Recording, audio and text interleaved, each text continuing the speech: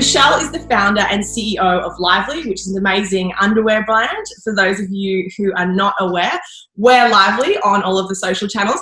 Michelle, you were working at Victoria's Secret. What was it about the industry that made you want to start something different? Sure. A couple of different reasons, but one, I saw this amazing industry with $13 billion in revenue in the United States alone being dominated by one key player, Victoria's Secret, with 30 to 40% market share, and then two or three other fragmented players. But really nothing had changed in, 2 decades. The number one style with the number one style from 1998 and 1999, which told me that the category really wasn't evolving as quickly as society was. You couple that with humans now wearing athleisure, they're wearing leggings, 24/7. They've gotten much more casual, yet the bra has not changed. Mm-hmm. And then, personally, I felt like marketing just wasn't speaking to me. I didn't look like a supermodel. I was trying really hard to be one. And I found that, brands weren't speaking to human uniqueness and individuality. They were speaking to this one type of woman. And I think that was really tiring for a lot of women for a long time. And so, I got married in 2011 and I felt that I was going to have children one day. And I wanted a brand that I had a daughter, she would feel so good being an individual versus trying the way that I was in my 20s to be a marketing campaign. And then I looked at my leaders, these amazing female leaders in this Fortune 500 company. And they were kicking butt in their careers and they weren't kicking butt in their families or at home. And I knew that I was on the same path. And if I didn't create my own culture and my own company, I too would be choosing career over family. I love that point that you make about wanting to start a company so that you could kind of create the life and I suppose the balance that you're looking for. A lot of people talk about work-life balance, and I feel like a lot of big founders and CEOs talk about it, but maybe don't actually live it. But from what I've read and some of the stuff I've heard from the people that work for you, it's something it's really important to you, and you just don't talk about it. You're quite genuine in wanting to create that balance. What has helped you do that? Because I think it is a challenge for a lot of people watching who have their own business or who work, for businesses and are trying to find that balance. Yeah, I think the most important thing is focus. And every day I reprioritize my day, right? You could work tirelessly. You could work till 11 p.m. every day, but that doesn't mean you're effective. So I really lean into quality over quantity. Mm-hmm. And every day I say, what's going to drive the greatest impact and what is a nice to have versus a need to have. And I push out the nice to haves. I focus on the need to haves. And I put structure on my day. So I still have a schedule where I get up, I spend time with myself, exercising, showing gratitude for the things that I love, spend time with my children, then I get to work. And then I bookend my day and force myself to shut down. And it wasn't really until I had children that I was able to bookend the day. I was always the last one at the office until I had Lydia. But I realized that children actually made me more efficient, made me more effective, because now I was seeing things much more clearly. That's so interesting. And I think if anyone's got questions on Instagram Live or on the Zoom call, feel free to send them through on the chat so that we can put them to Michelle. The point that you make about becoming more efficient since you had children is so interesting to me, because I find a lot of companies that we work with often have this challenge of working mothers and feeling like they're not going to get the most out of them. But I always say to them, like, have you ever worked with a working mom? Like, they get stuff done like quickly, Yeah, we don't have time to mess around, it's TikTok. Let's make it happen. Schedule and you reprioritize your day. For people who are looking for tangible tips, like, what are some, do you time block? Do you use a written calendar? Are you all on the electronic? Like, is there any hacks that you have that we can steal and learn from? Usually on Sundays, I adjust my VIPs because I get so many emails and phone calls and text messages. And so I adjust my VIPs to what I think the priorities are in the business, which, right now could be the head of our warehouse, the head of customer service, et cetera. They're not always the VIP in my phone. So I adjust to where I need to really focus. And then the other thing that I do is I write down every morning what I want to accomplish that day, and a tiny little notebook, all the things. Cool. And so I'm kind of keeping track. Yeah, by the end of the day, have I gotten to the things that really are critical today and in this moment versus the things that I thought were going to be important according to my Google Calendar. That's it's awesome, like taking back the control so that you're prioritizing it as opposed to your inbox or your calendar.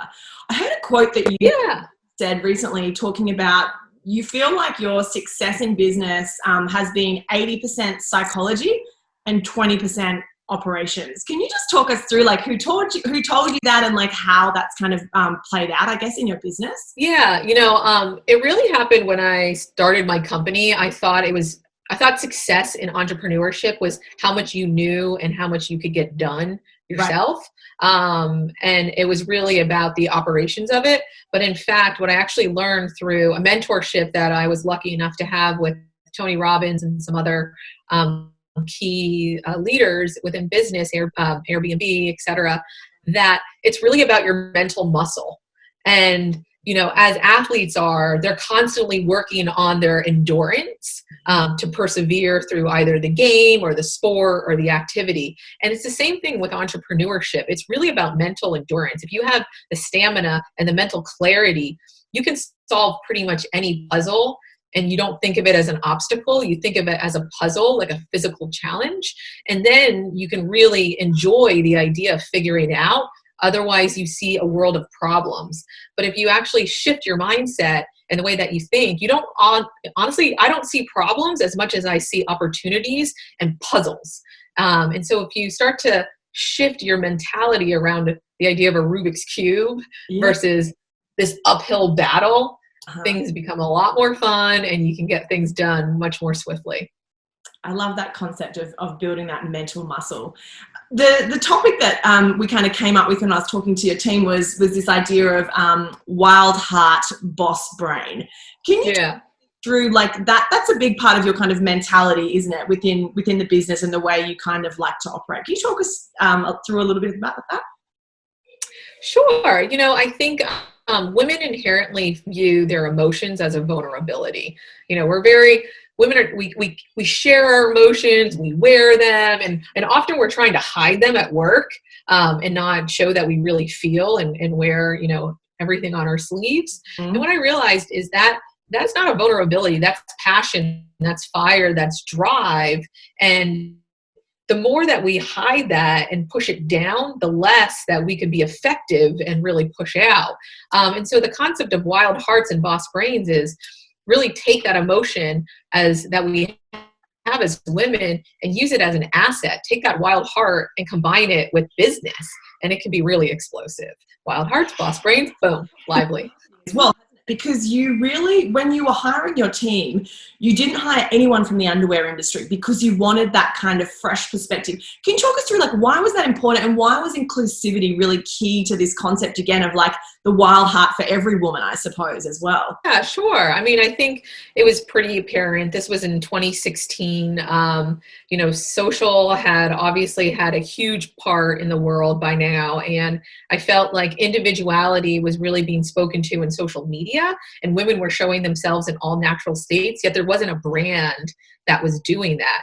And so I feel that as brand leaders and brand creators, it's our responsibility to actually tell the stories that society should feel that would inherently make them feel better. And so what we do when we create products, it's not necessarily only about how the product makes you feel. It's how that logo with that product makes you feel, right? Ralph Lauren makes you feel prestige and luxury when you put on his polo versus you put someone else's polo on.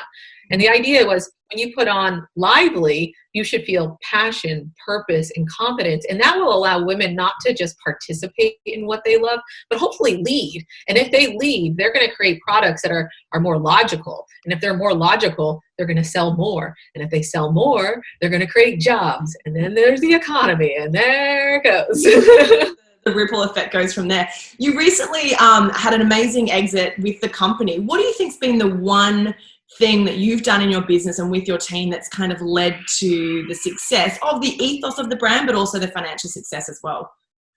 Yeah, I would say first and foremost, we did not build the brand lively. Mm-hmm. The community did. And so it was an outward world that was deciding wild hearts and boss brains. Yes, that's the tagline. This image, this product, this copy, right? So we were letting society really drive the soul and then eventually the momentum and the decision-making of the organization. Number two is we always put brand equity first. So no sales, no markdowns, no price first. And number 3, we never compromised on core values. So we never said, yes, let's distribute Lively everywhere and make a lot more money. Or yes, let's put Lively 50% off. We always said, let's do the right thing for the community, the brand, and the P&L will come. And I love that that's worked, because again, I think a lot of entrepreneurs speak about that and speak about living the values, but the reality is sometimes they fall short of that. So was there something with your team or that you as a leader did that helped you stay on that true north throughout the entire journey and even still today? Yeah, I mean, I think it started with our business model, right? We made sure that we had a business model that could be profitable. And you're profitable to a degree, right? And it's not that we're in the black, but we knew how to run the model. We were really clear on the financials so that cash is king. Our cash flow was never wavering. As an entrepreneur, if you don't have cash in the bank, you're making compromising decisions. Cash keeps your mind clear. And so first and foremost, we were crystal clear on how to create a P&L and KPIs that we could monitor and have sight on how things were running. And when you have visibility, you can see and you can steer and you can move like no other. When you're clouded and you're trying to figure out the what versus the how, that's not good. Yeah, that's so true. That's so true. We have a question from Jacob who said he doesn't have children yet, but that's in the plan. And he just wants to know whether you would suggest that people who don't have children still act with that sense of urgency that you mentioned that you have now because you have kids. Yes. Decide how many hours you're going to commit, right? And don't go out of that unless it's extreme, of course. Like, do I work crazy hours sometimes? For sure. But 70 to 80% of the time, am I staying within my structure? Yes. And the times that I do go over capacity, I find time to give back. So I don't believe in Monday through Friday, 9 to 5. If I work all weekend, I'll take a Wednesday and give it back. Mm-hmm. I love that. I'm conscious of time. We try and keep things to 15 minutes just so it's a short, sharp, inspirational start to everyone's day or end to the day for those of us joining us in the United States. Michelle, thank you so much for joining us on today's Power Pep Talk. One final piece of advice. What's the one piece of advice that's really helped shape your career throughout the amazing journey that you've had? I would say my favorite is don't fear the unknown, fear not trying. Ooh, that really is going to put everyone on notice, right? I love that. Don't fear the unknown, fear not trying. Well, so for anyone who's watching, who's thinking about trying, my favorite quote is actually probably a similar ethos. It is leap and the net will appear. So there's probably hopefully something in that can inspire people who are maybe on the fence to potentially take that leap of faith and try, as you mentioned. Totally. Where can people find Lively? How can they get involved? It's an amazing product. I'm a massive fan myself. It's very inclusive and you have the entire size range for all women. For most women, yes. So we are at www.wearlively.com, at wearlively on Instagram, and 120,000 ambassadors all over social media. Yeah, it's an amazing product, and most importantly, a product that has really clear values and clearly a founder and CEO who lives those values. So Michelle, thank you so much for joining us. We really appreciate your time. Have a great day, everyone. Bye-bye. Thanks, Michelle. That was awesome. Really appreciate it. Thanks, everyone, so much for joining. We're running the sessions at the same time weekly now instead of daily.